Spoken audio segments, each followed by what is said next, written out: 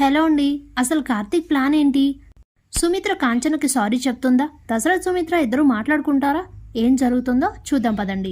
ఈ రోజు శౌర్య పుట్టినరోజున అందరికీ గుర్తున్నా ఎవరు గుర్తులేనట్లుగా శౌర్య దగ్గర నటించి కావాలనే తననైతే కాసేపు ఆట పట్టిస్తారు. ఇక ఆ తర్వాత తనకైతే అందరూ విషెస్ చెప్పి స్వీట్స్ పెడతారు. అప్పుడే శౌర్య ఈ రోజంతా మీరు నాతోనే ఉండాలి అని వాళ్ళ అమ్మ నాన్నలిద్దరిని కోరుతుంది. అక్కడికి వెళ్ళకపోతే కుదరదు కదమ్మా అని చెప్తే అయితే సరే నేనే మీతో వస్తానని అడుగుతుంది. అప్పుడే కార్తీక్ దీప తనకు కండిషన్ పెడతా, అలాగే మాతో పాటు రా, కాకపోతే ఈ రోజు నీ పుట్టినరోజున అక్కడ ఎవరికి చెప్పకూడదు, నువ్వు కొత్త ఫ్రాక్ వేసుకోకూడదు అని చెప్తారు. ఎందుకు అని అడిగితే అదంతే, నువ్వు అలా అయితేనే మాతో రా, లేదంటే ఇంట్లో ఉండు అని చెప్తుంది దీప. ఇక కండిషన్ ఒప్పుకుంటుంది శౌర్య. సరే అని చెప్పి ఇక టిఫిన్ చేసి అక్కడి నుంచి దీప వాళ్ళైతే శివనారాయణ ఇంటికి బయలుదేరి వస్తారు. ఇక శౌర్యం తీసుకొని వచ్చేసరికి తనని చూసేసరికి అందరూ చాలా హ్యాపీగా ఫీల్ అవుతారు. దశరథ్, సుమిత్ర, శివనారాయణ ముగ్గురు హ్యాపీగా ఫీల్ అవుతారు. అప్పుడే పారిజాతం జ్యోత్స్నతో ఏంటే ఇది మీ బావ కొత్త ప్లానా ఏంటి, దాన్ని తీసుకొచ్చాడేంటి అని అంటూ ఉంటుంది. ఏ ప్లాన్ చేసినా మనం తిప్పికొట్టాలి గ్రాని, అస్సలు అవకాశమే ఇవ్వకూడదు అని మాట్లాడుతూ ఉంటుంది. అప్పుడే సుమిత్ర ఏ శౌర్య నువ్వు విలారా అని చెప్పి తననైతే దగ్గర తీసుకొని మాట్లాడిస్తూ ఉంటుంది. ఫ్రిడ్జ్లో చాక్లెట్ పెట్టాను, వెళ్ళి తీసుకోపో అని చెప్తే ఇక శౌర్య అయితే లోపలికి వెళ్తుంది. అప్పుడే పారిజాతం ఏంట్రా ఇదో కొత్త ప్లానా, మళ్ళీ శౌర్యం తీసుకొచ్చి ఇంట్లో అందరి ముందు తిప్పి కావాలని అందరి కోపాలు పోగొట్టి మళ్ళీ ఏదో చేయబోతున్నావని అర్థమవుతుంది అని అంటే అర్థం లేని మాటలు మాట్లాడకపోరు అని అంటాడు కార్తీక్. అదేదో చిన్నపిల్ల, దానికి ఈరోజు స్కూల్కి వెళ్ళాలని అనిపించలేదు, మమ్మల్ని ఉండమంటే మేము ఇంట్లో ఉండకుండా వచ్చేసాం, అందుకే తనని తీసుకొచ్చాం, అంతకన్నా ఏమీ లేదని చెప్తుంది దీప.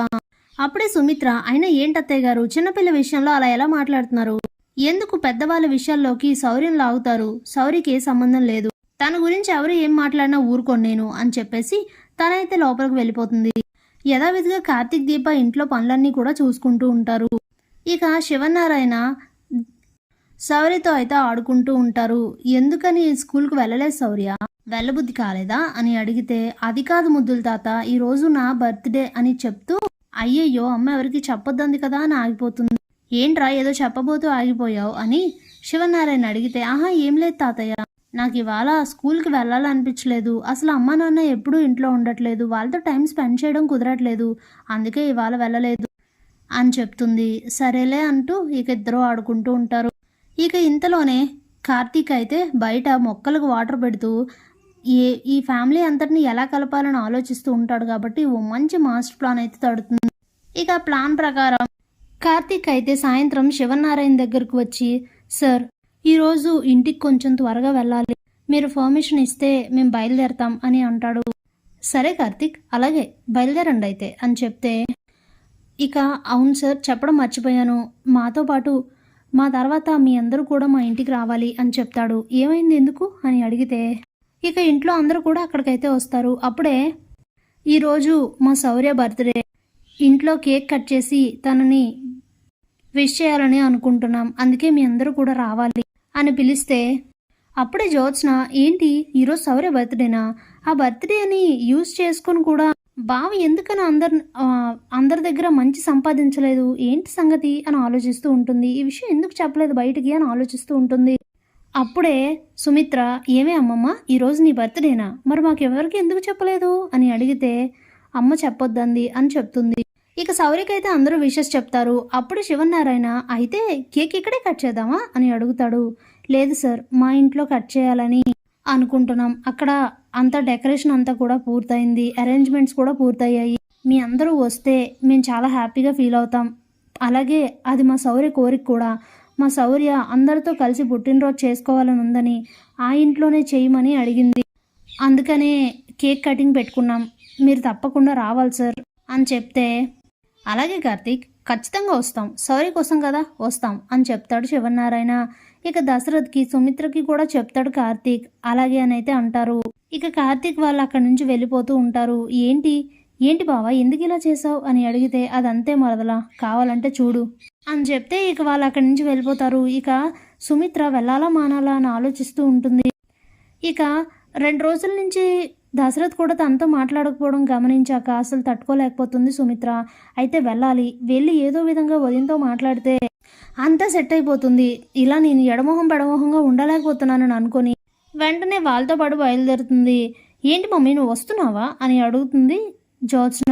ఏ రావద్దా ఏంటి అని అడిగితే, ఆహా అది కాదు, అంటే అత్త అని అంటుంటే టైం అవుతుంది పదా అని చెప్పేసి ఇక తనైతే బయలుదేరుతుంది. సుమిత్ర వస్తుంది అని అయితే అసలు ఎక్స్పెక్ట్ చేయదు జ్యోత్స్న.